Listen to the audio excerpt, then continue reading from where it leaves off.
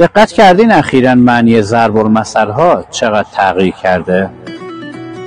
چون که نابرد رنج گنج که میسر شد. اونی هم که کار کرد جان برادر مزد نگرفت. بار کج هم که به منزل رسید. شتر سواری هم که دلا دلا شد. باد آورده رو هم که باد نبرد. از این ستونم به اون ستون که دیگه فرجی نمیشه. هر که هم بامش بیش شد پولش از پارو بالا رفت. همین لباس زیبا هم که شد نشان آدمیت و آش خورده ها هم که دیگه دهنشون نسود و سر بیگناه هم که بالای دار رفت.